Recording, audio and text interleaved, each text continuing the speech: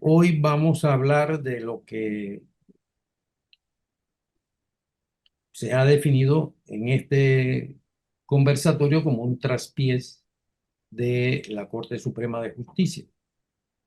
Eh, Hemos pedido a Ana Matilde Gómez que nos ilustre sobre ello y voy a hacer una presentación muy breve porque estoy absolutamente seguro que todos conocemos bastante bien a Ana Matilde Gómez. Ana Matilde Gómez fue Procuradora General de la Nación, diputada, candidata a la presidencia de la República y decana de la Facultad de Derecho de la USMA. Yo creo que con estos apuntamientos queda suficientemente aclarado una persona cuya autorizada voz es solicitada por los principales medios de comunicación del país prácticamente cada día, por no decir cada día. Y con ello dejo que Ana Matilde nos haga su exposición, su explicación para que aprendamos todos un poco, ¿verdad? Y rogándoles a ustedes que después, ella va a hablar por una media hora, que después todas las interrogantes que tengan, las dudas que tengan, las opiniones distintas que tengan, puedan plantearlas con toda libertad, ya sea por escrito y o directamente por voz. Si lo hacen de forma por voz directamente, por favor les solicitamos ser breves, porque si no las cosas se alargan demasiado. Y dicho esto, Ana Matilde, tiene usted la palabra, ¿no?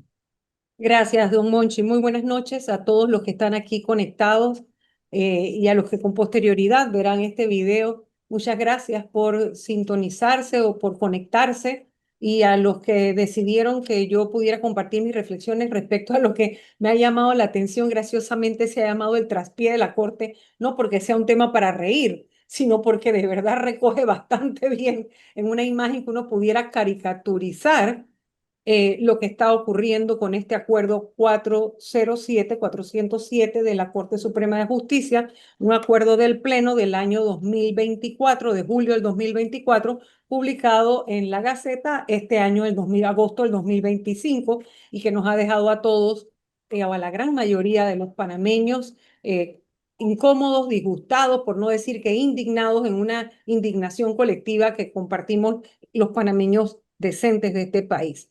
Pero como todo tiene antecedentes históricos, tiene un contexto y ese contexto tiene una parte estructural y una parte coyuntural y tiene efectos prácticos, de esa misma manera vamos a desarrollar un poquito este tema. Y lo primero que uno tendría que preguntarse es, ¿por qué nos importa lo que pasa en la justicia? O sea, ¿qué pasó con la justicia y por qué eso importa?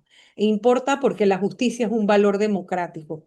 Y si nosotros vivimos en una sociedad con un sistema democrático, se presupone que vivimos en un sistema en el que el poder emana del pueblo y al emanar de nosotros, de los que somos la población, todo el pueblo panameño, mal pueden establecerse políticas públicas sin participación ciudadana o sin transparencia, dos elementos fundamentales. Entonces, la justicia tiene que garantizar el acceso a tres cosas fundamentales: a los derechos, a los recursos y a las oportunidades. Y como objetivo, la justicia tiene tres objetivos también muy importantes y fundamentales por lo que nos importa lo que pase con la justicia. Uno es reducir las brechas de las desigualdades para que haya una sociedad que propenda a que a través de las decisiones se dé un sistema más justo o justo, más justo y solidario. En segundo lugar, cerrar los espacios a la impunidad. Y en tercer lugar, y algo muy importante, el control a los abusos de poder. Pero entonces viene inmediatamente la pregunta, ¿y qué pasa cuando esos tres elementos y los otros que debe garantizar, que se los mencioné primerito, son vulnerados por la propia ente, organismo que nos debe garantizar solidaridad, justicia, igualdad, no permitir impunidad y hacer control al abuso de poder? Bueno, se tambalea la democracia. Por eso es que nos importa, porque a partir de la imparcialidad absoluta, de dar a cada quien lo que le corresponde, que es la definición histórica de la justicia, nosotros debemos esperar que el mal no esté en quien debe resolverlo. Y esto es lo que nos ha pasado con esta crisis que ahorita mismo coyunturalmente plantea el 407. Pero vamos a ver algunos antecedentes históricos. ¿Por qué no tiene validación general este acuerdo de la Corte Suprema? Porque en el año 2005, cuando se planteó otra crisis en el sistema de administración de justicia, producto de las declaraciones que hizo el entonces magistrado Adán Arnulfo Arjona, que había sido designado a la Corte por el presidente Martín Torrijos, en ese momento yo era Procuradora General de la Nación, también designada por el presidente Martín Torrijos. Cuando el magistrado hace estas declaraciones de que se estaban dando las ventas de los fallos y que los fallos estaban favoreciendo inclusive al crimen organizado a través de casos de narcotráfico, eso produjo un cisma.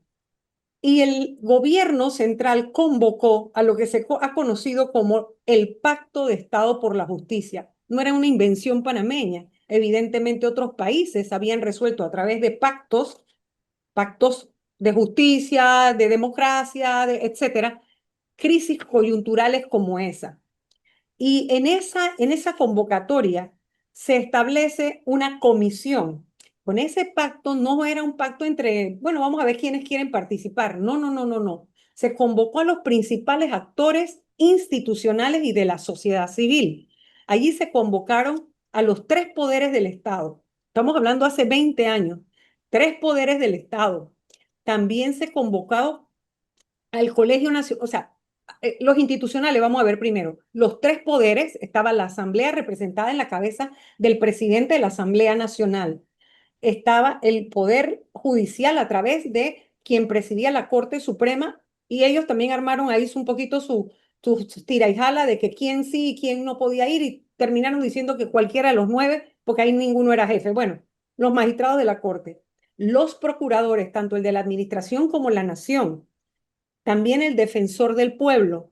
También se convocó a Alianza Ciudadana Pro Justicia, una organización civil de la sociedad civil destinada o enfocada como objetivo a los temas de la justicia, que aglutinaba en aquel entonces más de casi 20 organizaciones de la sociedad civil.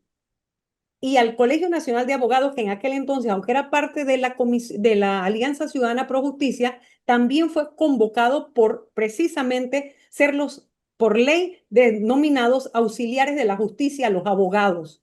Así que también estaban sentados allí. Y al Comité Ecuménico se le convocó como un garante y depositario del documento. Con esos miembros se creó lo que fue la comisión. El pacto fue convocado por el Ejecutivo y se crea esta comisión que se reunió de forma periódica y estableció principalmente 5 áreas para la reforma. Ahí se discutió todo lo que tenía que ver con la justicia y cómo afectaba la administración de justicia en todas sus jurisdicciones a los ciudadanos y a la democracia.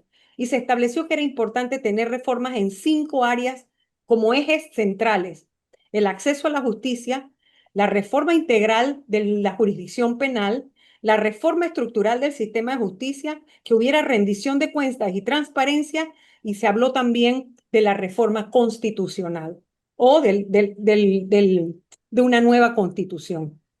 A partir de esos ejes centrales, se establecieron en las reuniones periódicas 27 acuerdos en los que cada institución ahí representada adquiría compromisos con un cronograma de ejecución para la transformación de la justicia. No es cierto, como ha dicho el señor presidente, que ese pacto nació muerto. Eso no fue un aborto, porque solamente nace muerto el que no tiene vida propia. Y la comisión empezó a darle vida al pacto a partir de los compromisos adquiridos por las instituciones y el logro de cada uno de ellos. No se han alcanzado todos, es cierto, hay tribunales todavía pendientes y algunas reformas pendientes, pero la más reciente va a entrar en vigencia total ahorita el 11 de octubre del año 2025, que es la reforma de toda la jurisdicción civil, que era una de las más atrasadas. La gente le llama mucho la atención lo que pasa en la jurisdicción penal, porque lo penal siempre es novedoso, lo penal siempre genera noticia, y los nombres y quiénes fueron y cuántos se robaron y etcétera. Pero en realidad la administración de justicia tiene una carga en la que el 16% es penal y todo el resto es materia civil. Sin embargo, lo que hace noticia es lo penal.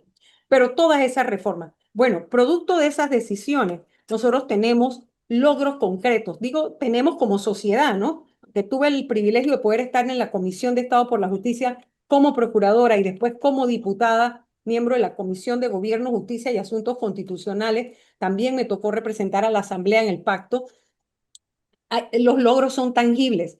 El Código Penal, el Código Procesal Penal, toda la reforma, pasar del sistema inquisitivo al sistema penal acusatorio, es resultado del Pacto por la Justicia.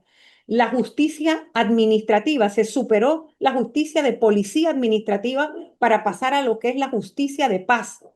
Eso también es resultado del pacto.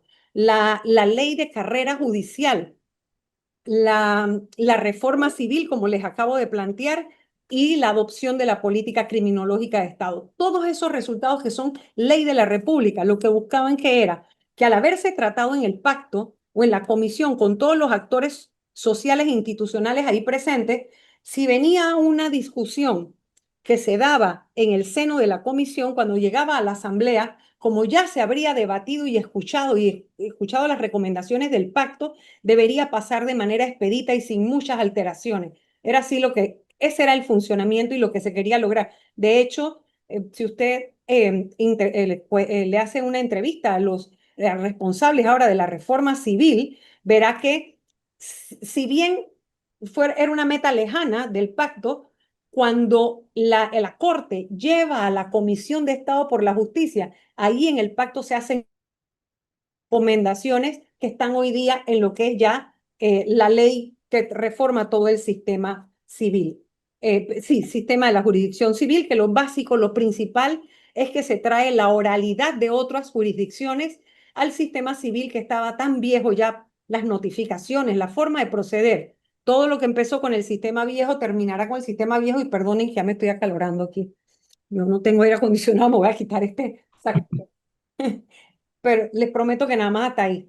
Entonces, el, el, Vamos a el sistema, el sistema hizo adecuaciones para traer la oralidad y refrescar así el sistema de administración de justicia. Entonces, ¿qué pasa?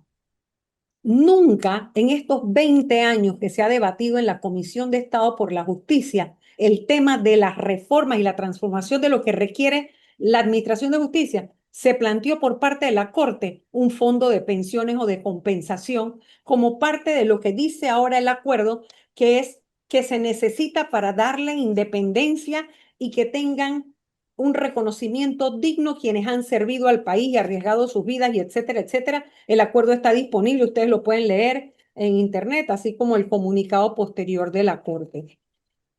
Algo importante que dio el pacto también es que a los presidentes, desde entonces, Martín Torrijos, o sea, Mireya Moscoso, Martín Torrijos, Mireya Moscoso, Ricardo Martinelli, Juan Carlos Varela y luego ahora y Nito Cortizo y ahora Molino, a todos los presidentes el pacto les planteaba a los presidentes y al gabinete, que es la forma en que se decide, se escogen o designan magistrados a la Corte Suprema y procuradores, una resolución de autorregulación. El único que la acogió tal cual ha sido Nito Cortizo. Todos les hicieron sus variantes, lo cual es una prerrogativa de los presidentes porque el documento no tiene más que la fuerza de una propuesta de una comisión que si bien está creada por un decreto ejecutivo, no, no tiene la fuerza para compeler a los presidentes por encima de la facultad constitucional. Así que siempre estamos expuestos o a expensas de que el presidente tenga la buena voluntad de saber que si más consulta tiene menos riesgo y que el pacto de Estado le ofrece una tribuna para que la ciudadanía, los ciudadanos, conozcan de antemano el rostro y cómo se expresa y los antecedentes de esa persona que va a ser llevada a la comisión de credenciales para revisarle precisamente sus credenciales de idoneidad y antecedentes y de probidad, qué piensa en temas de valores éticos y morales y en derechos humanos, con las entrevistas que se hacen en la comisión a aquellos que son aspirantes a la Corte Suprema. De hecho, ha habido muchos miembros del propio sistema del órgano judicial que reconocen que sin una instancia como la Comisión de Estado por la Justicia, ellos jamás se hubieran podido presentar hasta el país como aspirantes a la Corte porque pues siempre se escoge alguien que simplemente, como lo va a hacer ahora el presidente Molino, directamente hay que confiar en que él escoja a los mejores. Bien, entonces veamos ahora el acuerdo 407 o 407 del 2008, del 2024, publicado en el 2025.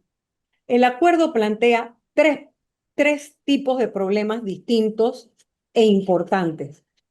Uno es la parte jurídica, el otro es el tema ético y el otro es el tema político. O sea, si usted quiere analizar el 407, el acuerdo del Pleno de la Corte, se puede analizar, o yo propongo esta reflexión en esos tres vertientes. Una la jurídica, la otra es la ética y la otra es la política. Desde el punto de vista jurídico, no importa cómo la Corte decida llamarle a este acuerdo o a este fondo, a este destino que le da a los dineros que están en el presupuesto, ¿verdad? No importa que le llame compensación de retiro. Y creo que el término correcto, el nombre exacto es, eh, yo lo anoté por aquí, Fondo de Compensación por Retiro para Jueces y Magistrados del órgano judicial. ¿Qué es lo que básicamente plantea? Que cuando los magistrados de la Corte, de los tribunales superiores, de los juzgados de circuito y de los juzgados municipales, o sea, en todas las instancias que hay en el órgano judicial a nivel de jueces, de los que imparten justicia, cuando lleguen a la edad de jubilación, el Seguro Social les pagará lo que corresponda de acuerdo al sistema en el que estén, lo que sea su jubilación, y la diferencia con el último salario que hayan percibido lo pagará la Corte Suprema de Justicia ad infinitum, o sea, hasta que vivan, para que tengan un retiro honroso y una vida digna que les compense el servicio que le han prestado al país. Y yo les pregunto, no importa cómo se llame, si usted de por vida va a recibir un pago para como una compensación a su retiro, ¿eso no es una jubilación? Muy sencillo, sí lo es. Entonces, ¿por qué jurídicamente esto no está bien? ¿Qué son los magistrados y jueces del órgano judicial? Ellos mismos se han definido y así los define la Constitución y la ley. Ellos son servidores públicos. Ellos dicen que como servidores públicos merecen respeto, etcétera, etcétera, lo cual es verdad, pero eso hay que ganárselo.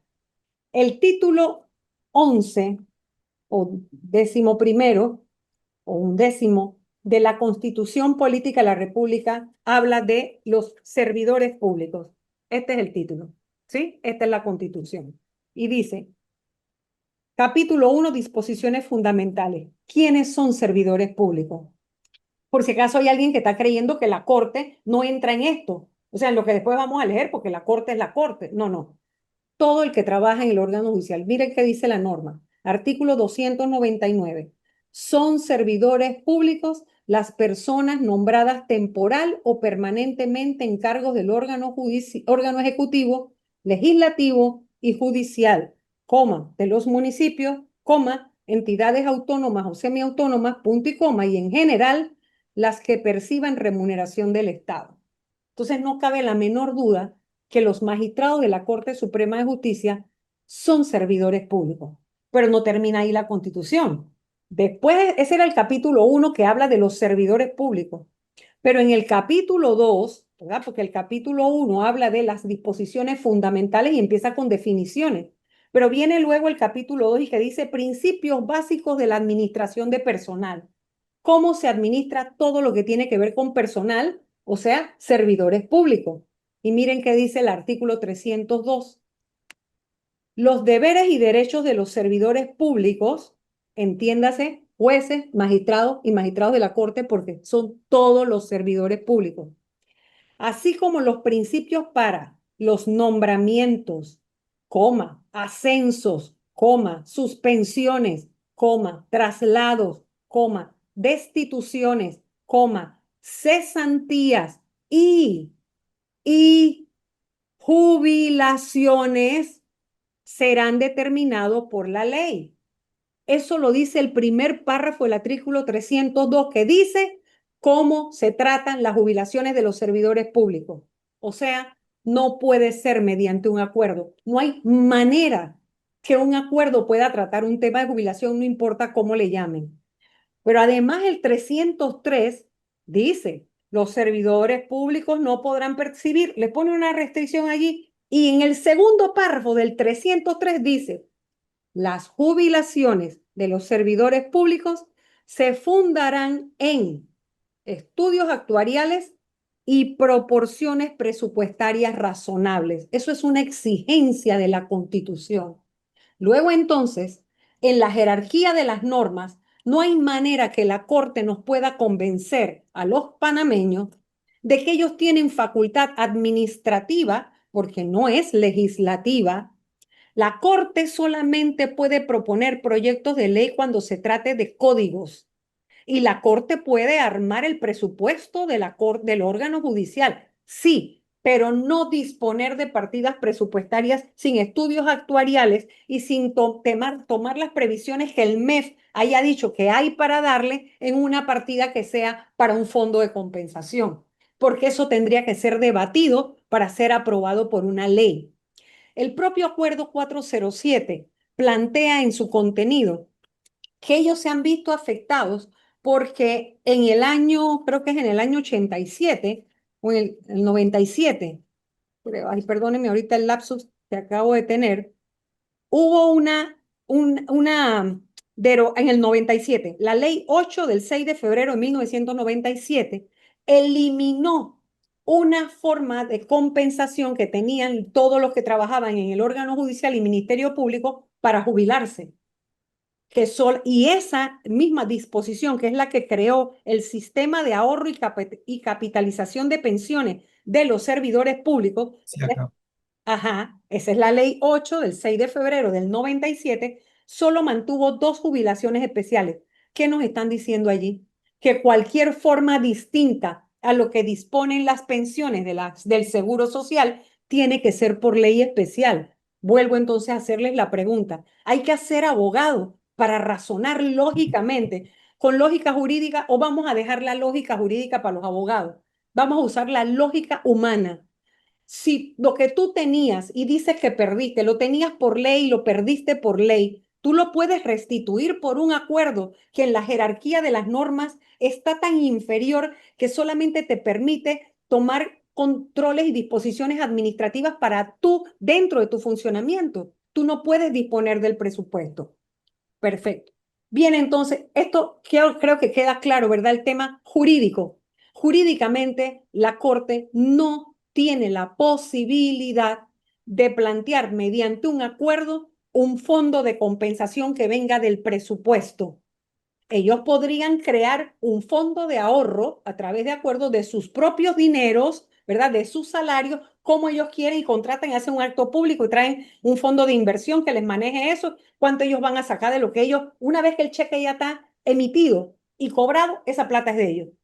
Me explico, ahí no se puede meter el Estado, pero el gobierno, perfecto, usted disponga cuánto va a ahorrar y eso se lo van a multiplicar, lo van a invertir y ustedes van a salir de ahí con una buena platita muy jugosa. Eso no es lo que está diciendo el acuerdo. Pero veamos ahora entonces la parte ética. ¿Hay o no un conflicto de interés si el único recurso que le queda cuando hay actuaciones de que puedan violentar la Constitución, como lo acabo de plantear, de acuerdo al propio mandato constitucional y el diseño de la arquitectura de poder y cómo se controlan los abusos de poder? Lo hablamos al inicio, ¿se acuerdan? Uno de los elementos fundamentales de para qué nos sirve la justicia. Y dijimos, para controlar los abusos de poder. ¿Y qué pasa si ese abuso de poder viene del propio poder? ¿Cómo hacemos? Porque si de acuerdo a la Constitución es el Pleno de la Corte Suprema de Justicia el único que tiene facultad para interpretar la Constitución, y todos estamos diciendo, oye, la Constitución te manda a usar la ley, tienes que ir a un debate en la Asamblea y ganar ese debate y conseguir los votos para que tengas tu ley especial. Si no pasas por ese sistema, que es como está diseñado, tú no te puedes hacer un fondo de compensación que te garantice de por vida, mientras tú vivas, una jubilación, o sea, un pago que suma a tu jubilación. Entonces, la parte ética es que a quién se le toca la puerta. O sea, el que tiene el garante constitucional es el mismo que ha planteado el problema constitucional. Bueno, entonces alguien dirá, bueno, pero entonces es una actuación de una autoridad, vamos a la sala tercera, vamos a plantear la nulidad. Me parece muy bien. Planteamos un recurso de nulidad ante la sala tercera de los contenciosos administrativos y que se declare la nulidad del acuerdo. Oye, espérate un momentito. 3 magistrados pueden sobre 9. ¿Qué nos puede decir la Corte? Es que una sala no manda sobre las decisiones del Pleno. La sala no va a revisarlo el Pleno. Bueno, ahí hay otra crisis de carácter ético, porque esos 3 que tendrían que decidir la nulidad son parte de los que se benefician con lo decidido por el acuerdo del Pleno. Ellos también son parte del problema. Bueno, pero es que se les puede recusar. Si ellos deben declararse impedidos. Sí, perfecto, me parece muy bien. La norma lo dice. Pero ¿y quiénes vienen a sustituirlo? Los que están beneficiados con el 60%, que son del Tribunal Superior, o con el 50%, que son los del circuito, o el 40%, que son los municipales. Porque dice, ay, pero licenciada, se puede llamar a otras personas. No, es que espérense un momentito. La Constitución dice que solamente pueden ser suplentes de los magistrados los que son de carrera. Así que ellos también pertenecen al sistema. Por eso es que hay un terrible problema ético aquí. Porque entonces, ¿quién resuelve este problema? Y como si eso fuera poco, ¿cómo puede entrar en un debate una persona que se está creando un privilegio que no tiene nadie más que los que están en ese grupo que tú has identificado en tu acuerdo? ¿Cómo puedes tú ser juez y parte? ¿Cómo tú puedes ya en un comunicado que hiciste adelantar que no violenta la Constitución? Entonces, ¿en qué quedó la tutela de la Constitución? La próxima vez, mediante un comunicado de la Corte, nada más resuelvan si algo es constitucional o no, pues. O sea, hay un grave problema ético aquí. Y viene entonces el gran problema político. Desde el punto de vista político, el país acaba de pasar una de sus crisis más profundas a través de el desmoronamiento del sistema solidario de pensiones y nos hemos ido a cuentas de capitalización individual, pero la Corte está creando un sistema solidario disfrazado. ¿Cómo no va a ser solidario si viene del presupuesto? O sea, lo vamos a pagar todos los demás. No sé si yo les logro transmitir la profundidad de esto. O sea, no es de los ahorros de ellos. Resulta que a todo el resto de los panameños nos han convencido que lo mejor es capitalizar individualmente. Pero la Corte, después que ella revisa la ley 462 con todo lo que eso significó, ¿verdad? Con todo el sufrimiento y la angustia y etcétera, resulta que la Corte dice, momentito, yo lo del seguro social lo agarro hasta aquí, pero mi último salario es lo que me va a decir cómo yo voy a vivir después que yo salgo de aquí. Y va a ser de por vida, lo cual plantea un problema ético, político y jurídico, y es que vamos a pagar 2 magistrados en cada silla a la vez, porque va a haber uno que ya sale y uno que entra.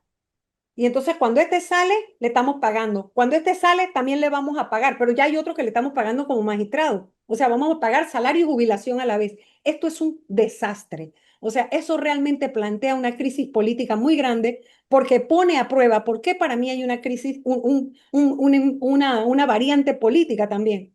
Porque pone a prueba tanto al Ejecutivo como al Contralor General de la República.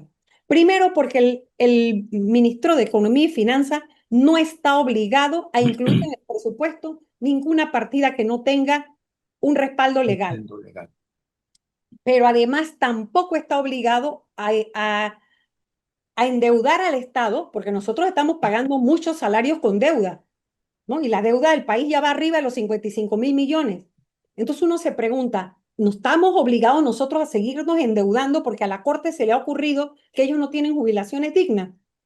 Hago otra pregunta ética. ¿Cuándo descubrieron los magistrados que estas eran las condiciones de trabajo para ellos?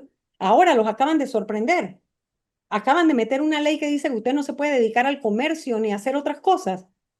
No, todas esas reglas estaban ahí desde que aceptaron esos puestos. Las conocíamos de antes todos los que hemos ocupado esos puestos. Sabemos que mientras estás allí no puedes ejercer el derecho, no puedes ejercer el comercio, solamente puedes dictar clases en instituciones de enseñanza superior del derecho, dedicarte a la enseñanza del derecho y en horas que no colisionen con tu horario de trabajo.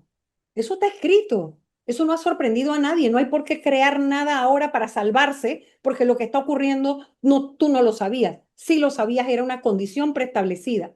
Estaban en su plena libertad de aceptar o no, porque eso podía afectar sus condiciones de vida. Pero además ahora tienen un mejor salario que el que tenían cuando aceptaron el cargo, porque ellos se acaban de subir el salario ellos mismos a $4.000 más, sin tomar en cuenta la situación deficitaria del país, porque el déficit fiscal es terrible. Hemos tenido en el 2024 el 7% en déficit, el más alto de nuestra historia.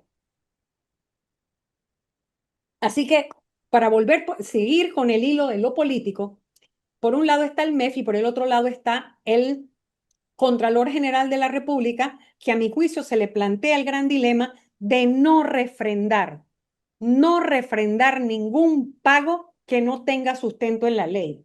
Y si la Corte le plantea el pago por insistencia, llevar eso a la sala tercera y para mí llegó el momento de llevar el sistema al extremo, hasta ver a dónde se rompe la cuerda, para que nos demos cuenta que ya nuestra constitución se quedó obsoleta, porque cuando se nos plantean crisis institucionales, éticas y jurídicas como esta, no tenemos ley ni constitución que nos salve. Muchas gracias.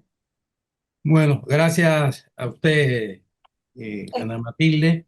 Yo Espero con antes de esto. dar paso a las preguntas y respuestas y a opiniones, quisiera robarles exactamente 3 minutos. Mire, el día lunes en la prensa, el ex procurador de la administración, Rigoberto González Montenegro, publicó un artículo que a mí me parece extraordinario. Eh, Quien no lo haya podido leer puede pedírmelo, yo se lo hago llegar, ¿verdad? En el que dice, él camina por la misma ruta que Ana Matilde desde el punto de vista jurídico y dice, por lo tanto, que este acuerdo es imposible. Y dice exactamente lo siguiente que me parece muy importante que se lo transmita. Si en un acuerdo se regula lo que la Constitución señala tiene que ser por ley, ¿qué ha de prevalecer? ¿La Constitución o el acuerdo? En este dilema no hay términos medios. O se impone el acuerdo desconociendo la Constitución, o se hace valer la Constitución desechando el acuerdo. Y él termina, ese es el resumen de su análisis, ¿verdad? Un resumen muy apretado. Yo les recomiendo, de verdad, que se hagan con el artículo, me parece muy interesante. Y él cierra el artículo con algo, con un parrafillo que me pareció de verdad genial. Y dice, en situaciones como la planteada, cabe traer a colación una máxima inglesa según la cual un juez ha de ser una persona proba, equilibrada, sensata, honesta y ecuánime. Y si sabe algo de derecho, mucho mejor. O sea, es una verdadera bofetada a la Corte Suprema de Justicia, dada con una elegancia y un cuidado extraordinario. Pero de verdad, este artículo me parece muy interesante, que viene un poco a alimentar toda la intervención que nos ha hecho con muchas más explicaciones Ana Matilde Bono. Dicho eso, no les quito más tiempo, se abren preguntas, respuestas e intervenciones. Recuerdo, si son verbales, que sean lo más breve posible.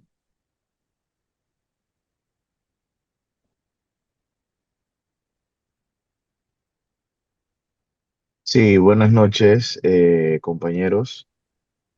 Bueno, más que una pregunta, es un comentario a la frase más que lapidaria que dijo la licenciada Ana Matilde, que es tan bueno, o se nos ha querido vender que es tan bueno este nuevo sistema de pensiones que ahora todo mundo está buscando jubilarse de manera especial. Hoy son los magistrados y jueces, mañana serán otros sectores que estén buscando lo mismo. O sea, esto es una alerta de que algo no se hizo bien con los fondos de pensiones ahora con esta capitulación de manera individual. Creo que ahí está más que claro el porqué de la necesidad de mínimamente volver al sistema que se tenía anteriormente. Gracias. Gracias, Carlos.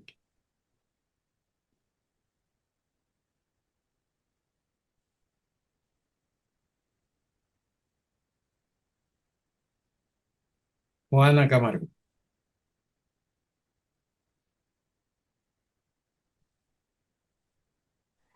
Llegué algo tarde, pero realmente ha sido una buena exposición. De verdad que, que es muy bueno tenerte en el conversatorio. Eh, Hay algo que me parece importante, Ana Matilde, y yo siempre me quedo con el drama de, ¿y ahora qué? ¿Y ahora qué, qué hacemos frente a esto? Porque, o sea, lo que tú has dicho es contundente. Eh, Así es. en una crisis como esta, eh, no existe ley ni constitución que nos salve. Entonces, O sea, sí tenemos una constitución que dice cómo se hace. Tenemos leyes para este tipo de cosas. El problema es que quien debe hacerlo y quien debe decirnos Y que no debe es constitucional respetarlo. es el que está creando el problema. O sea, esto es tan grave desde el punto de vista ético que la Corte s- se ha presentado al país planteándonos un problema para el cual solo ellos podrían darnos la solución. Por eso es que el que no dilema hay solución. el dilema ético es tan profundo, la solución es la presión ciudadana, porque lo que ellos han hecho de suspender, el verbo suspender tiene Sí, la característica de su temporalidad. O sea, eso Claro, no resuelve nada, eso lo deja ahí en un, como se dice, stand-by, en cualquier momento yo lo activo. Pero además, miren, lo que yo veo como una trampita, y es, lo dejo para los inferiores, porque si son los inferiores, tú me puedes meter una demanda de inconstitucionalidad y yo la puedo resolver. Y cuando ya yo resuelva el de los inferiores, el mío será cosa jugada. Porque si ya yo dije que el de los inferiores no es inconstitucional, ¿qué me vas a venir a porque demandar el mío? O sea, esto es tan profundo, esto es tan grave, que es como si se hubieran perdido los valores. Es como que la sociedad, quien debiera tener la imagen, dar el ejemplo de honestidad, transparencia, rectitud, que su conducta no deje lugar a sembrar desconfianza, porque no se olviden que ese es el tercero imparcial que dirime los conflictos de la sociedad, a donde la gente toca machín cuando no se pueden, cuando se quieren matar, la gente toca machín en un tercero imparcial que se llama juez. Y el juez no puede convertir su voluntad en una sentencia. La corte a través de un acuerdo se está dando por su voluntad un beneficio que no tiene ningún otro panameño y es la posibilidad de darse su propio plan de jubilación. O sea, esto es un drama terrible, terrible, ¿por qué? Porque jurídicamente, o sea, ¿cómo le decimos a la gente que cumpla la ley? Pues cumple la ley, ¿sí? ¿Y quién te la va a hacer cumplir? No va a sacar la lengua. Ah, la corte, no me hagas reír. O sea, esa falta de bueno, credibilidad es gravísima en el Estado de Derecho, porque el único que puede ponerle el control a los abusos de poder del Ejecutivo y del Legislativo es el judicial. Pero cuando el judicial cae en un patio limoso como este para excederse, tanto el legislativo como el ejecutivo lo tendrán a su merced si permiten que esto pase. Ese es también el conflicto político que se da, el descrédito que ellos solitos se plantean ante los otros poderes. ¿Qué le puede decir la Corte al Ejecutivo por un exceso? ¿Qué le puede decir al Legislativo porque se haga una ley para ellos mismos también ponerse algún tipo de privilegio? Porque la Constitución sí tiene en perspectiva, sí tiene un control para cuando una Asamblea Nacional pretende subirse el salario y la Constitución dice se aplicará para la que viene, nunca para el que lo aprueba. Entonces, ese es el mismo control sí, mínimamente que debiera tener la Corte. Pero ¿qué va a pasar si un legislador dice, pero es que si la Corte pudo, ¿por qué nosotros no? ya. Nosotros con una ley podemos decidir que ahora nos vamos con un fondo especial, pues, y nada más porque 5 años fui diputado, ya yo tengo derecho a una jubilación como diputado. Si yo serví al país, fui por todo el país, hice 8 leyes, 10 leyes, 14 leyes. O sea, si ahora todo va a ser en función de quién cuánto sirvió, es lo que planteaba yo hace unos días también, y es, nos están arrinconando a ese debate que nunca hemos querido tener como sociedad, y es que ¿quién sirve más a la sociedad? ¿Quién es más importante? ¿El que salva vida? ¿El que corretea maleantes? ¿El que educa generaciones? ¿El que barre las calles? O sea, ¿cuándo dijimos que íbamos a plantear esto para que la Corte ahora nos diga que el trabajo de ellos es el más delicado que aporta a la sociedad, que merecen una jubilación tan especial que ellos mismos se la hacen a su medida? pero la vamos a pagar solidariamente todos nosotros del presupuesto. O sea, Vamos a darle la palabra a Carla Sarria, que la está pidiendo. Carla, Carla, Hola, buenas noches. buenas noches. Brevemente, Muchis- por favor. sí, muchísimas gracias por toda la información porque la verdad es que fue conciso y muy bueno. Yo tengo una consulta. Cuando se aumentó, se dieron el aumento, eso lo agarraron en la comisión de presupuesto los independientes y lo asolearon así como dicen en buen panameño en el pleno. Esto de las jubilaciones, ¿quién fue que se dio cuenta? Porque yo tengo ahí ya varios tiempos pensando que como que, y más que ahora el señor Camacho quedó de alguna manera impresionantemente misteriosa como director de la Comisión de Credenciales, que ahí había, no sé, si es que ya había algo como conversado, o sea, que el Ejecutivo nunca se pronunció en contra hasta que esto fue mediatizado, no sé si me explico. lo que pasa es Y, que Carla, lo que pasa es que el aumento salarial no se pudo debatir porque no se dieron vistas, todas las vistas presupuestarias el año pasado por ese lío de que si el sí, presupuesto vino tarde, que si vino bien, que si lo echaron para atrás, que después lo devolvieron, que después lo arreglaron.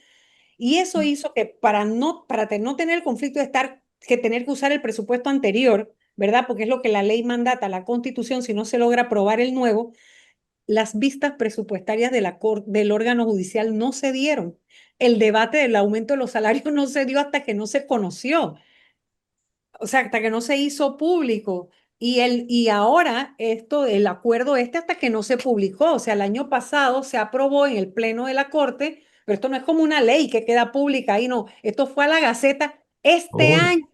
este año, en agosto. o sea que no estamos pensando que ahí hay ningún tipo de acuerdo con el ejecutivo anterior y que, bueno, No, por la mediatización del asunto ellos han tenido que criticarlo. Yo no creo, la no, verdad no no, lo no, creo. no. Es que es un contrasentido que el ministro Chapman esté tratando de preparar un presupuesto quejándose de aquellos aumentos automáticos que le plantean un costo irremediable, un aumento irremediable y sin control al presupuesto, y él vaya a aceptar una cosa como esta. Eso no tiene ningún Sí, sentido. sí. Ah, Félix, muchas gracias. Félix Concepción. Buenas noches a los ilustres, a la licenciada Ana Matilde, a José. Bueno, mire, yo escuchando el tema, pues que está ahora mismo, decía, como dicen ellos, por el trabajo que hacen, me pregunto, y los educadores entonces también, y los trabajadores, el resto, los humanos que realizan una u otra labor, entonces también tienen derecho. Por eso es que en algunas circunstancias se ha dicho, bueno, vamos a hacer una ley general para ver el tema del salario, ¿no? Ajustarlo a uno solo y evitar esta, porque definitivamente, licenciado, es que me da una preocupación muy grande, porque como quien dice, si el último en esto, que es el que debe dar, como dice, la opinión final, es la Corte, y la Corte es la que ha creado este problema, entonces en manos de quién estamos. Y de paso también tenemos un gobierno, un presidente que parece que para eso no tiene oído, cosas como esas, y entonces la sociedad es la que al final va a terminar pagando todo esto, ¿no? Entonces, mi pregunta será, como decía la licenciada, esta constitución como está ahora mismo, ¿sería que hacer otra para poder resolver esta crisis que fue en una parte de su intervención? Sí, es que la crisis, este es nada más un ejemplo más de toda esa arquitectura de poder que está diseñada en la Constitución, que ya nos ha demostrado con el paso del tiempo y con todo lo que hemos vivido, que está Esta obsoleta, que podría. no funciona, porque eso de que la Corte investiga a a los diputados a los magistrados, todo eso produce una colusión estructural. O sea, eso hace si tú me tienes algo allá, yo te lo tengo acá, y bueno, si tú me lo sueltas, yo lo suelto. Entonces, todo eso hay que corregirlo.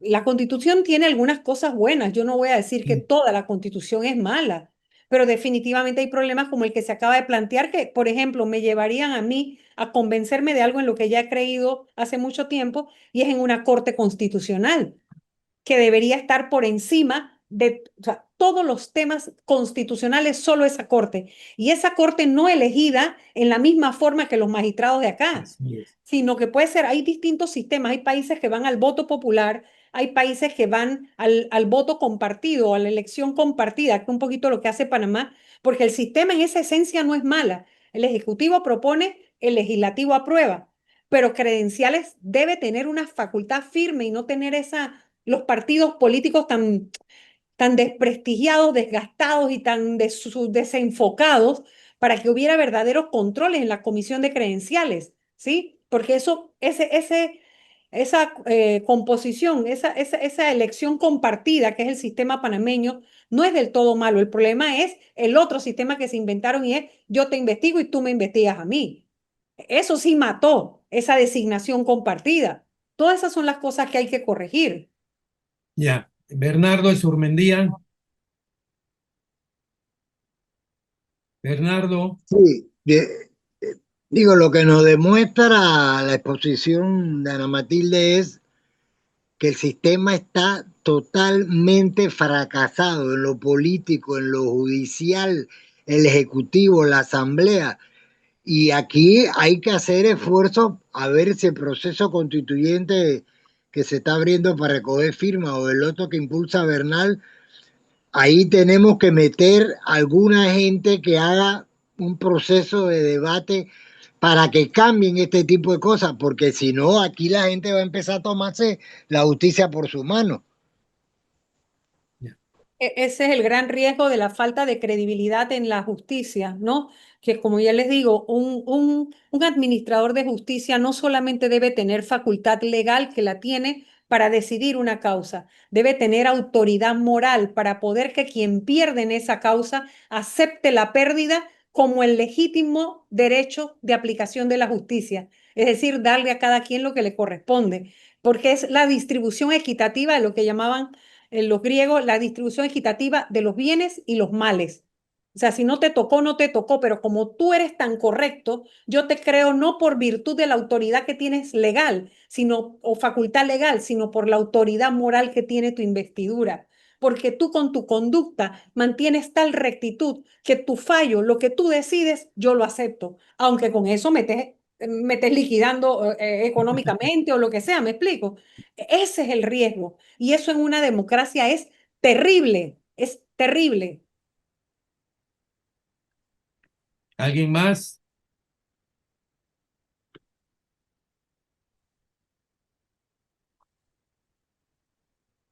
Preguntas, Monchi, intervenciones. hay Ítalo Quesada plantea, preocupa cómo hay un interés grande en mejorar los salarios y las pensiones de los magistrados y ellos siguen jugando a la justicia selectiva. No hay respuesta a algunas consultas y tiempo, y ya se declaró inconstitucional el contrato de Panamá Port. Pienso que es No, Panamá Port. no, no, no Y se ha nada declarado de inconstitucional. respuesta a los profesores con tamaño e injusticia. Ujú. Y hay, bueno, una cantidad de personas que felicitan, ¿no? Carlos Lee levantó la mano. Sí. Ah, Carlos, por favor. ¿Qué tal? Buenas noches a todos. Buenas Buenas Eh, noches, noches. Carlos. Primero, felicitar a la licenciada Matilde por la brillante exposición. Gracias. Yo tengo una preocupación en torno a todo lo que hemos escuchado en la tarde de hoy con relación a la Administración de Justicia, que es que frente a este debate perdamos de vista que la independencia del órgano judicial es importante de defenderla y que este absurdo jurídico que ha hecho el Pleno de la Corte está poniendo en peligro el artículo 214 que establece que el presupuesto del órgano judicial y del Ministerio Público lo elaboran con los criterios sanos que tienen ambos para que sea incluido en el presupuesto nacional. Es una prerrogativa que significa que a partir de las necesidades de ambas instituciones, Ministerio Público y el órgano judicial, se hace el presupuesto y el Ejecutivo se ve obligado a buscar los fondos necesarios para que haya una administración de justicia ágil, eficiente y con personas que sean que tengan la capacidad para administrar justicia. Y eso supone una independencia financiera por parte del órgano judicial. Eh, que entiendo yo que algunos interpretan que esta facultad que fue ratificada por la Corte, que debe ser así y que no están sometiendo el presupuesto a criterios políticos por parte del Ejecutivo, sino que ellos elaboran el presupuesto con carácter técnico. Panamá tiene jurisdicciones que no se han podido implementar por falta de presupuesto. O sea, la jurisdicción de familia está siendo resuelta por jueces civiles. La jurisdicción agraria se está resolviendo por jueces civiles en el país y no hay tribunales creados por falta de presupuesto.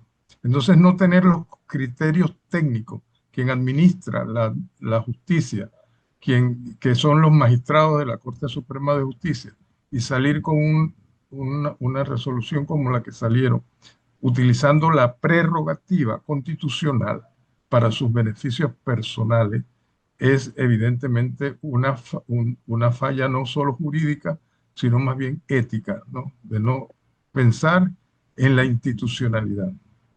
Gracias. Y Carlos, es tan cierto lo que tú dices que mira, por ejemplo, ahora con la jurisdicción civil que entra en plena vigencia el 9 de octubre o 11 de octubre ahorita del 2025, se crean los jueces adjuntos, que son los que deben ayudar, o sea, hay que nombrar una cantidad de jueces para ayudar a la descarga en la nueva jurisdicción civil, ¿verdad? Que son los que van a hacer las medidas cautelares, etcétera, etcétera, para descargar el sistema en la forma que ahora se va a plantear. ¿Con qué cara va a decir el órgano judicial, la Corte, cuando prepara el presupuesto que no tiene para crear lo que todavía falta? Entonces, además, lo que tú dices es muy cierto. No es lo mismo tener plena facultad, independencia tú para manejar el presupuesto de acuerdo a tus necesidades institucionales que agarrar del presupuesto y las partidas que te han dado para tus necesidades, convertirlas en una forma de jubilarte. O sea, porque no hay un estudio actuarial ni una reserva presupuestaria que le hiciera al MEF, que hiciera que el MEF estudiara ese fondo de compensación. No lo hay. La Corte no se puede plantear esa compensación de esa manera, no mediante un acuerdo. Así que, sinceramente, por eso es que yo digo, esto es como un nudo gordiano. O sea, esto está empantanado de una manera porque es la Corte y vamos a ver si ellos van a insistir. Y yo creo que nosotros como ciudadanos debemos insistirles, señores, esto no se trata de una suspensión. Lo que queremos es que Sí, ustedes comprendan revoca. que ustedes deben revocar este acuerdo porque ustedes no tienen facultad administrativa para crear sin ley un fondo de compensación con cargo al presupuesto. Eso Así, solo se puede hacer por ley. Y todas las leyes de este país tienen que ir a la Asamblea. Si no, ustedes se están extralimitando en sus funciones, porque ustedes no pueden legislar a través de acuerdos. así es. ¿Alguna otra preocupación, intervención, pregunta? Mira, aquí hay alguien Yamilet Pino, dice, y los tribunales en la Jurisdicción Especial de Adolescentes la estamos esperando. O sea, la pregunta es, ¿y para cuándo todo lo que falta? Todo lo que no han creado. ¿Es verdad? Buenas noches. También, Yo, mm, ajá, dale. solamente pues quería hacer un comentario. La verdad que su exposición fue excelente. De repente por eso no hay tantas preguntas, pues que fue tan explícita de la situación. Y creo que tenemos que recalcar e insistir que hay que manifestar esa indignación que siente la población ante la actuación de la Corte y seguir presionando para que, como usted dice, esto no quede en una suspensión, sino que se elimine definitivamente. Y definitivamente es la sociedad que es la que puede ejercer esa presión. Afortunadamente siento yo que contamos con apoyo, por ejemplo, el Contralor le dio durísimo a la acción de la Corte. Y pienso que pues definitivamente ese es el camino, seguir presionando y manifestar pues que como sociedad estamos indignados ante la actuación de alguien que debe ser el defensor o que es constitucionalmente el defensor de la justicia en nuestro país. Sí, Mire que yo estoy muy de acuerdo con usted. La indignación compartida puede ser un motor que transforma sociedades. O sea, cuando hay una indignación tan generalizada como la que esto ha producido, porque además el momento fue tan, pero tan inoportuno. O sea, desde el punto, no es que haya momento bueno para presentar una ilegalidad, ni claro. momento bueno para una sinvergüenzura. Pero es que el momento no podía ser peor porque el país acaba de atravesar el trauma en el que hemos dejado la solidaridad del sistema de pensiones y la Corte nos está planteando una solidaridad disfrazada porque es a través de los impuestos que se refuerza el presupuesto y ellos van a sacar ese fondo compensatorio a partir del presupuesto. O sea que todos vamos a pagar esa jubilación. Así mismo es. O vamos, no quieren llamarle jubilación, Preocúpese no la le llamen así, policía. pues, pero es la plata que te vamos a pagar para el resto de tu vida una vez que te retires, porque tú con lo que te jubilas no puedes ser digno. Todos los demás sí, pero ustedes no. Bueno, yo les informo con un poquito de vergüenza que mañana en la Estrella, perdón, debe salir un artículo mío que da sobre este tema información oficial, además, que multiplica por 100 el escándalo que significa esto.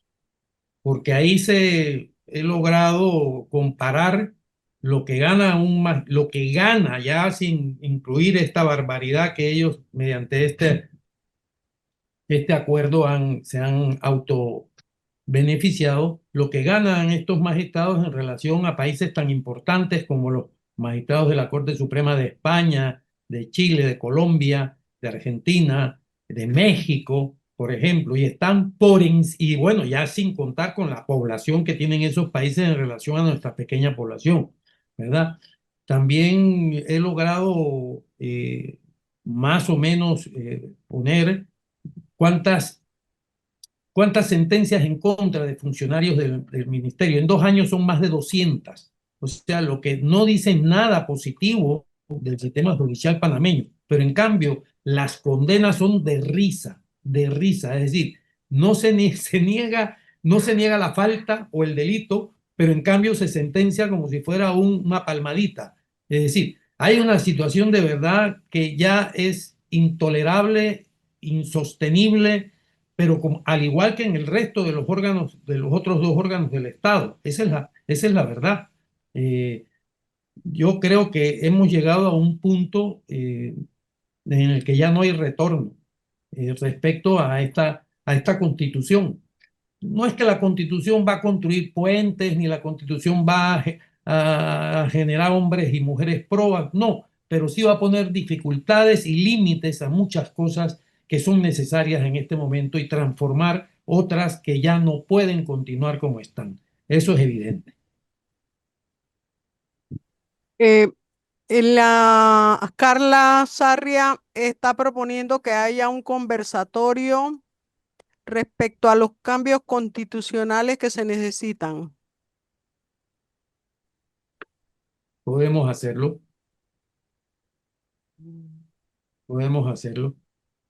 Y podemos hacerlo, quizá es un tema muy importante y muy amplio, además, quizá con dos participantes y con más tiempo. Tendríamos que ajustarnos a eso, porque si no, de verdad, un tema como ese, de verdad que es muy importante, pero requiere algo de tiempo.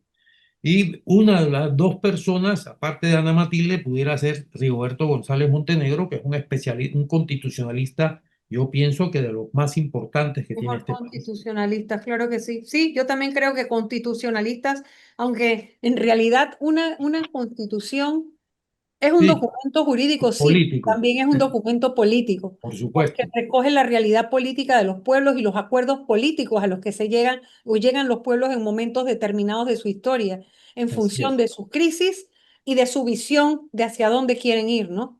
Sí, así es. Amarilis González tiene la mano levantada. Brevemente, por favor.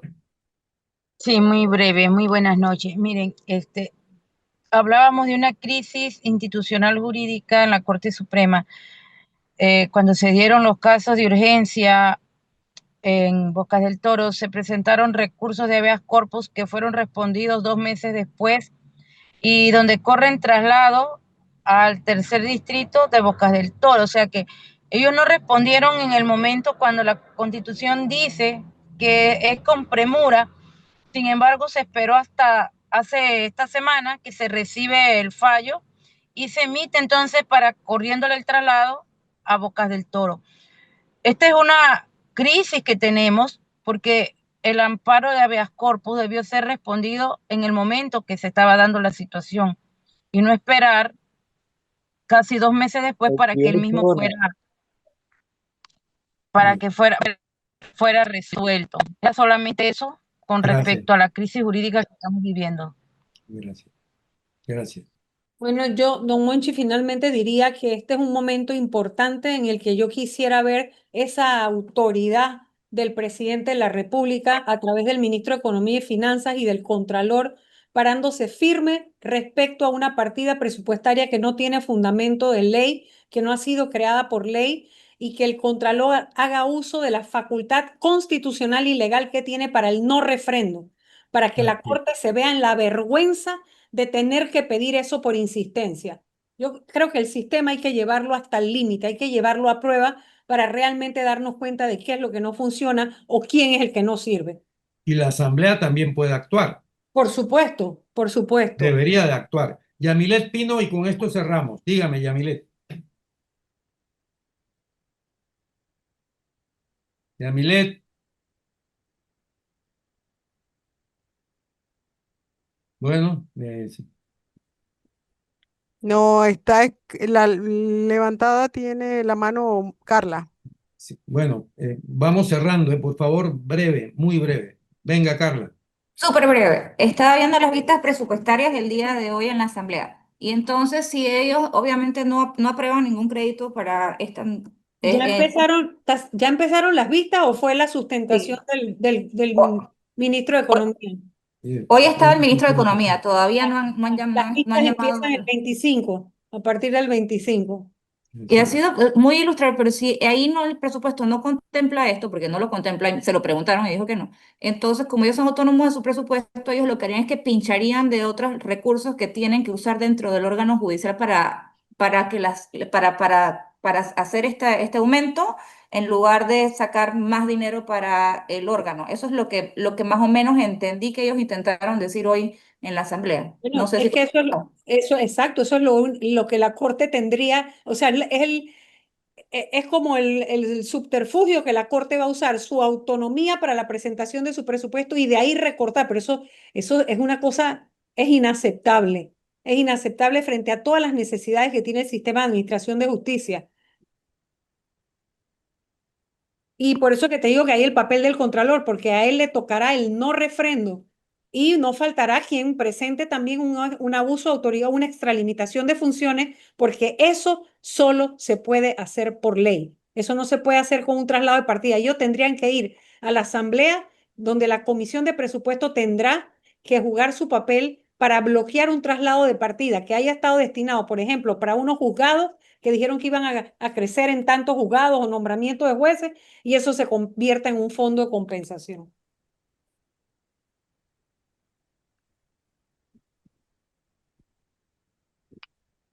Bueno, creo que hemos llegado al final.